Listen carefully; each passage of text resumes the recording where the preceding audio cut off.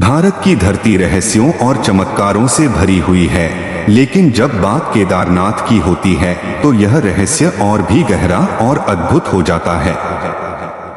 हिमालय की ऊंचाइयों में बसा यह मंदिर केवल एक धार्मिक स्थल नहीं, बल्कि आत्मा को झकझोर देने वाला अनुभव है।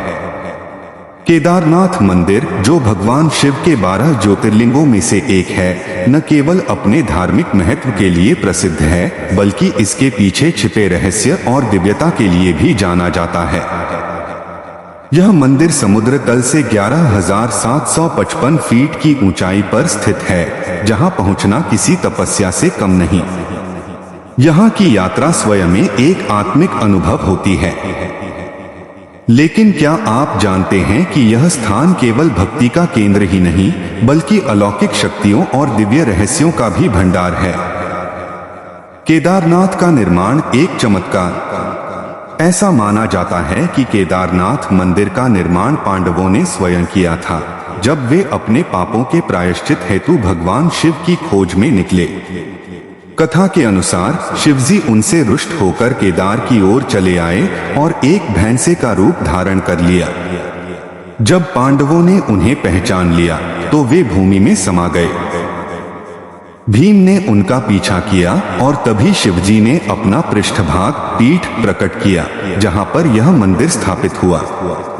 अब सोचिए, हजारों साल पहले बिना आधुनिक तकनीक के इतनी कठोर जलवायु में पत्थरों से बना यह मंदिर किस प्रकार खड़ा किया गया होगा।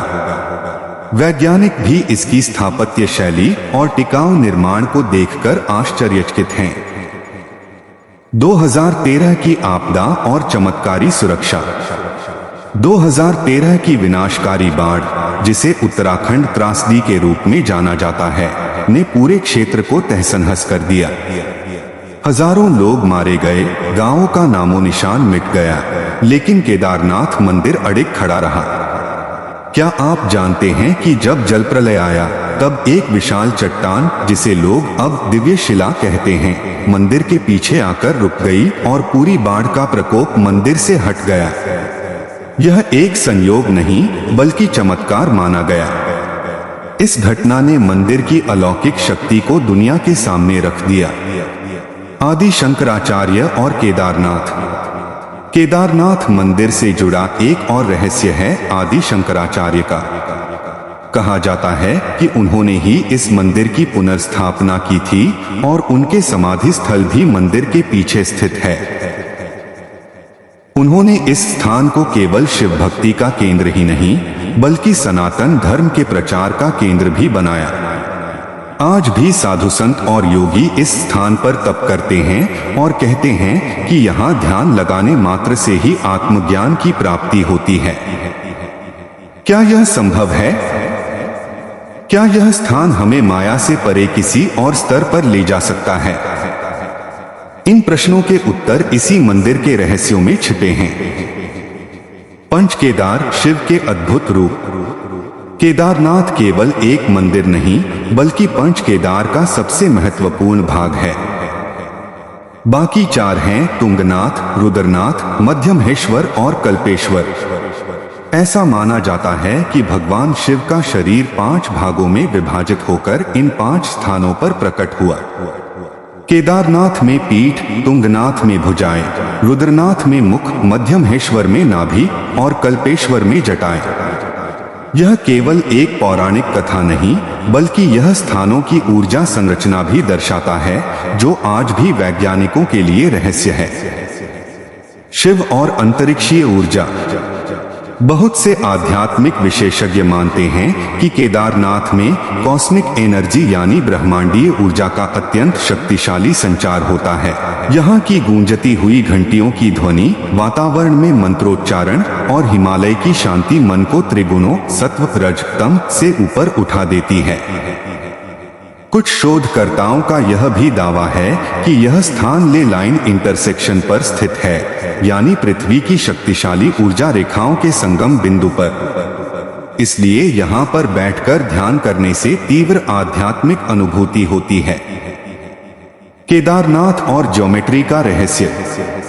केदारनाथ मंदिर की बनावट इतनी वैज्ञानिक है कि हर पत्थर अपने स्थान पर इस तरह रखा गया है कि भूकंप और बर्फबारी का कोई प्रभाव नहीं पड़ता। इसके केंद्रीय गर्भगृह की गोलाकार आकृति और संरचना ध्यान साधना के लिए उत्तम मानी जाती है। क्या यह संभव है कि प्राचीन ऋषियों को साउंड वेव्स, रिजोनेंस और वास्तु ऊर्जा का इतना गहरा ज्ञान था? क्या उन्होंने मंदिर को केवल पूजा के लिए नहीं बल्कि ऊर्जा को एकत्र और प्रेषित करने का साधन बनाया था? रहस्यमय लोक केदारनाथ से परे। कुछ कथाओं में यह भी वर्णित है कि केदारनाथ मंदिर के गुप्त द्वारों के पीछे एक गुप्त लोक छिपा हुआ है जहां केवल सिद्ध पुरुष ही जा सकते हैं। वहां की ऊर्जा और प्रकाश सामान्य मानव शरीर को सहन नहीं कर सकता। यह स्थान गंधमादन पर्वत, कैलाश और गुप्त गुफाओं से जुड़ा हुआ माना जाता है। कुछ साधुओं का दावा है कि उन्होंने ऐसे योगियों को देखा है जो शून्य तापमान में भी बिना वस्त्र के वर्षों से ध्यानस्थ हैं और मानव सीमाओं से परे जीवन जीते हैं। केदारनाथ की यात्रा आत्मा का तीर्थ। केदारनाथ की यात्रा केवल एक धार्मिक कर्तव्य नहीं बल्कि आत्मा की यात्रा है।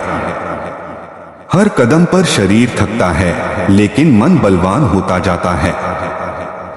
जैसे जैसे ऊंचाई बढ़ती है वैसे वैसे अहंकार, मोह और माया पीछे छूटती जाती है। यहाँ पहुँचते ही इंसान अपने जीवन की नश्वरता को समझता है और शिव के सामने सिर झुकाकर कहता है, न मैं शरीर हूँ न मन, मैं केवल आत्मा हूँ जो शिव का अंश है। शिव की दिव्यता, भक्तों के अनुभव। हजारों भक्तों के अनुभव बताते हैं कि केदारनाथ में उन्हें शिव की उपस्थिति प्रत्यक्ष रूप में महसूस हुई। किसी को सपना आया, किसी को स्पर्श का अनुभव हुआ, किसी को रोते रोते भीतर से प्रकाश दिखा। क्या यह सब केवल मन का भ्रम है या फिर शिव सच में इस स्थान पर अदृश्य रूप में विराजमान है? निष्कर्ष, केदारनाथ एक रहस्य, एक दिव्यता। केदारनाथ केवल एक मंदिर नहीं, यह एक अनुभूति, एक चेतना और एक संकेत है उस परम शक्ति का जिसे हम शिव कहते हैं। इसके रहस्य को शब्दों में नहीं बांधा जा सकता, इसे केवल अनुभव किया जा सकता है। इसके पत्थर, इसकी हवा, इसका शून्य, सब कुछ शिवमय है। यदि आप जीवन में भौतिकता से ऊपर उठकर आत्मिक शांति की खोज में हैं, तो एक बार केदारनाथ जरूर जाइए। वहां जाने से पहले शरीर की तैयारी करें, लेकिन सबसे जरूरी है मन को निर्मल करना। जब हम केदारनाथ की बात करते हैं तो हमारे सामने एक ऐसा स्थान आता है जहां धर्म, विज्ञान, अध्यात्म, वास्तुशास्त्र और ब्रह्मांडीय ऊर्जा एक साथ मिलकर किसी दिव्य चमत्कार की अनुभूति कराते हैं। यह केवल भक्तों के लिए ही नहीं बल्कि वैज्ञानिकों, खोजकर्ताओं और योगियों के लिए भी एक अध्ययन का विषय है। क्या केदारनाथ में समय रुक जाता है? कुछ अनुभवी साधु और तपस्वी यह दावा करते हैं कि केदारनाथ के कुछ क्षेत्र ऐसे हैं जहां समय का प्रवाह बहुत धीमा या स्थिर हो जाता है। ऐसे स्थानों पर ध्यान करते समय उन्हें ऐसा लगता है कि कई घंटे बीत गए, लेकिन असल में कुछ ही मिनट हुए होते हैं। इसे आधुनिक विज्ञान टाइम डायलेशन कहता है। क्या यह संकेत है कि केदारनाथ के कुछ हिस्से तीव्र ऊर्जा केंद्र हैं जहां सामान्य भौतिक नियमों की गति भी धीमी हो जाती है? मंदिर की दिशा और ज्योमेट्रिक रहस्य। केदारनाथ मंदिर को जिस प्रकार उत्तरमुखी दिशा में स्थापित किया गया है वह भारतीय मंदिर वास्तुशास्त्र की एक अलौकिक रचना है। अधिकतर शिव मंदिरों का मुख पूर्व दिशा की ओर होता है, लेकिन केदारनाथ अपवाद है। यह उत्तर की ओर क्यों है? कई विद्वान मानते हैं कि यह कैलाश पर्वत की ओर मुख करके बनाया गया है, जो स्वयं शिव का निवास माना जाता है।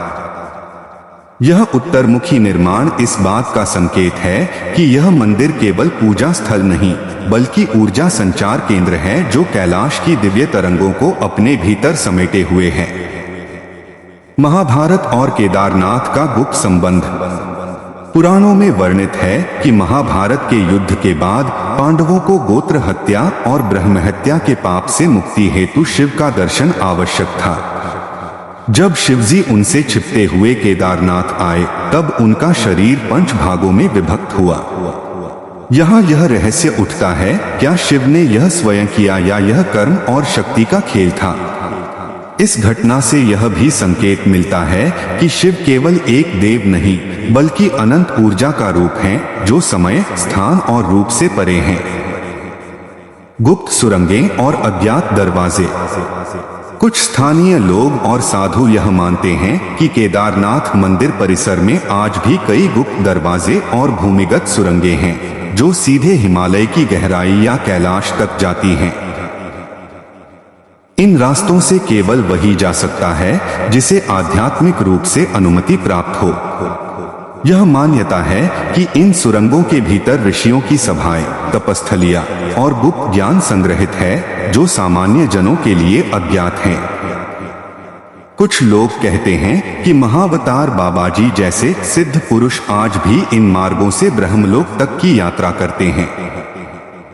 केदारनाथ और ब्रह्मांडीय शक्ति का द्वार। शिव को त्रिनेत्रधारी कहा गया है, जो भूत, भविष्य और वर्तमान तीनों को एक साथ देख सकते हैं। केदारनाथ का संबंध भी इन त्रिकाल शक्तियों से है। यहाँ आने पर अनेक भक्तों को अपने पूर्व जन्मों की अनुभूति, भविष्य की दृष्टि और वर्तमान की स्पष्टता प्राप्त होती है। यह स्थान ब्रह्मांड के उस केंद्र से जुड़ा माना जाता है जहां शिव की चेतना संपूर्ण सृष्टि को दिशा देती है। दिव्य प्रकाश और ध्वनि की ऊर्जा। रात में जब केदारनाथ में सन्नाटा होता है तब वहां की चुप्पी भी शिवमयी हो जाती है।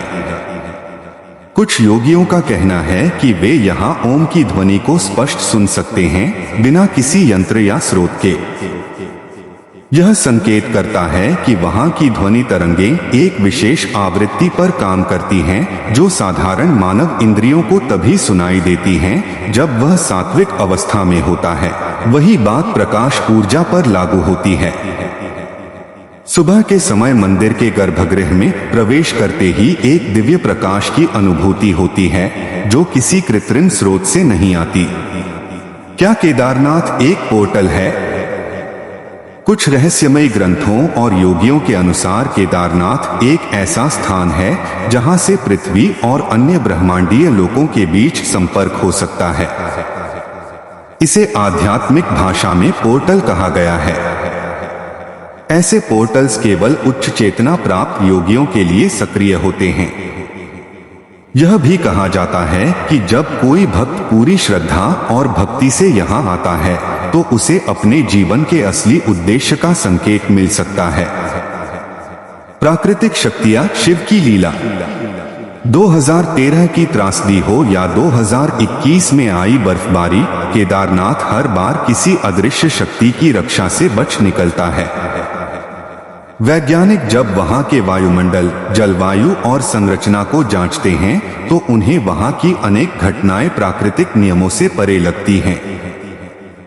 क्या यह केवल संयोग है या फिर यह शिव की लीला है, जो अपने भक्तों को चमत्कारों के माध्यम से आस्था की पुष्टि कराते हैं? भक्तों के अनुभव जब शिव ने बुलाया।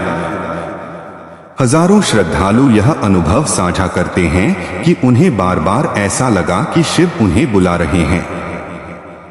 कई लोगों को सपने में केदारनाथ के दर्शन हुए तो कुछ ने यात्रा के दौरान चमत्कारी घटनाएं अनुभव की, जैसे रास्ता भटकने पर कोई मार्गदर्शक मिल जाना, अचानक स्वास्थ्य में सुधार या अप्रत्याशित सहायता मिलना।